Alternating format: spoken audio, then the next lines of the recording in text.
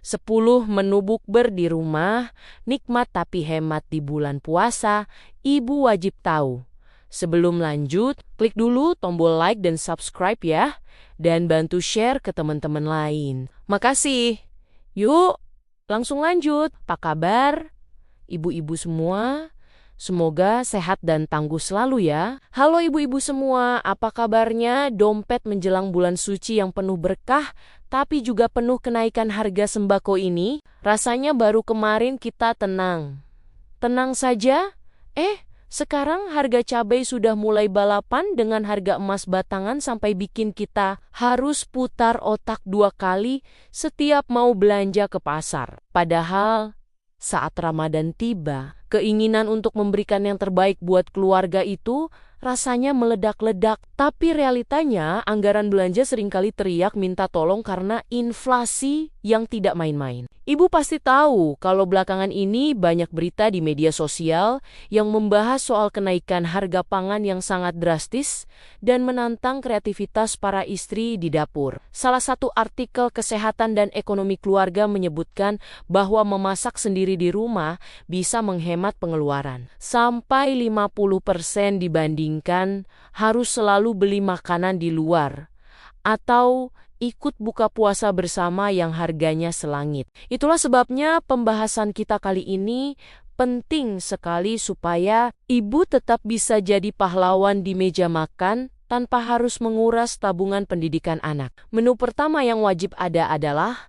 bakwan sayur garing, yang isinya lebih banyak sayuran murah seperti kol dan wortel daripada tepungnya supaya lebih sehat dan hemat minyak goreng. Ibu bisa menyiasati harga minyak yang mahal dengan cara memotong sayurannya tipis-tipis sekali supaya cepat matang dan hasilnya tetap crispy walau tanpa bahan tambahan yang aneh-aneh. Kalau anak-anak sudah makan gorengan buatan ibu yang hangat ini, rasanya mereka bakal lupa kalau di luar sana ada ayam goreng cepat saji yang harganya setara dengan uang jajan mereka seminggu. Selanjutnya ada es timun suri segar yang harganya tetap merakyat meskipun semua harga barang lain sudah naik tinggi sekali. Ibu cukup menambahkan sedikit sirup merah dan es batu saja. Kesegarannya sudah sanggup melunturkan rasa haus setelah seharian menahan godaan iklan minuman di televisi. Timun suri ini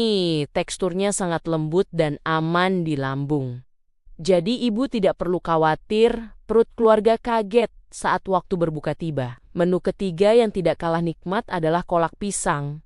Campur singkong yang bisa bikin perut langsung kenyang dan hati jadi senang. Singkong itu harganya sangat terjangkau dan kalau direbus sampai empuk rasanya hampir menyerupai makanan mewah di hotel berbintang. Ibu bisa menambahkan sedikit santan dan gula merah asli supaya aromanya bisa tercium sampai ke rumah tetangga sebelah dan membuat mereka iri dengan keharmonisan keluarga ibu untuk lauk utamanya. Ibu bisa mencoba ayam goreng lengkuas yang bumbunya sengaja dibuat melimpah ruah supaya bisa dijadikan lauk tambahan saat nasi masih tersisa. Rahasianya ada pada parutan lengkuas yang banyak, sehingga meskipun ayamnya cuma sedikit, bumbu renyahnya bisa membuat suami nambah nasi berkali-kali. Ini trik jitu, supaya stok protein di kulkas awet, tapi semua orang di rumah tetap merasa makan dengan sangat mewah. Jangan lupakan sayur asem yang segar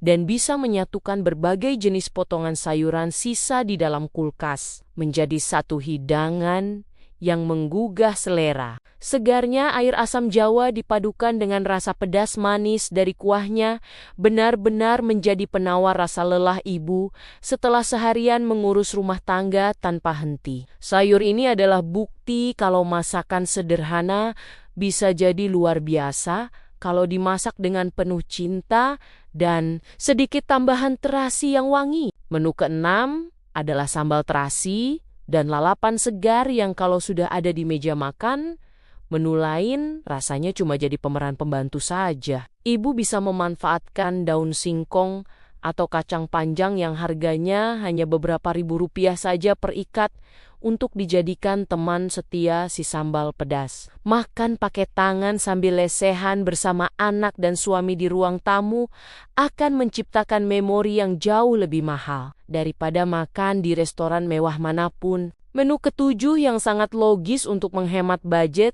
adalah telur dadar ala Padang yang tebalnya minta ampun karena dicampur dengan tepung dan irisan daun bawang. Dengan hanya menggunakan 2 butir telur saja, ibu bisa menghasilkan 1 piring penuh lauk yang cukup untuk makan 4 orang sekaligus. Teksturnya yang padat dan rasanya yang gurih akan membuat siapapun yang memakannya tidak percaya kalau ini hanyalah menu penyelamat di akhir bulan. Menu ke-8 yang sangat simpel adalah tumis kangkung belacan yang masaknya cuma butuh waktu 5 menit, tapi rasanya juara dunia. Kangkung adalah sayuran paling pengertian, karena harganya jarang sekali ikut-ikutan naik gila-gilaan seperti cabai atau bawang merah. Cukup ditumis dengan sedikit potongan cabai dan terasi. Aroma kangkung ini sudah cukup untuk memanggil semua anggota keluarga berkumpul di meja makan sebelum azan maghrib berkumandang. Menu ke-9 adalah ikan pindang suwir pedas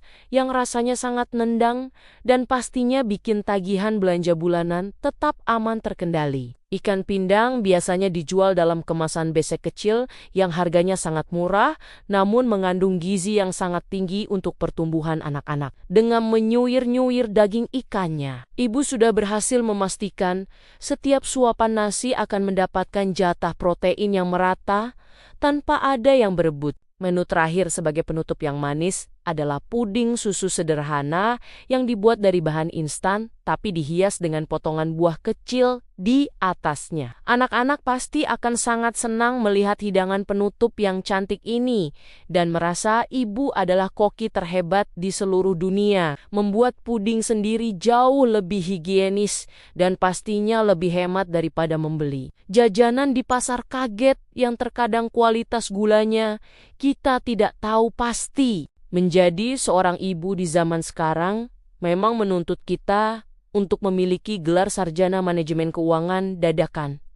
Setiap kali masuk ke pasar tradisional, kadang kita merasa lelah sendiri melihat timbangan yang tidak pernah bohong atau harga bawang merah yang lebih sensitif daripada perasaan kita saat sedang datang bulan. Tapi percayalah kalau setiap tetes keringat ibu di depan kompor panas adalah bentuk ibadah yang pahalanya mengalir deras melebihi air keran yang lupa dimatikan. Mari kita merenung sebentar.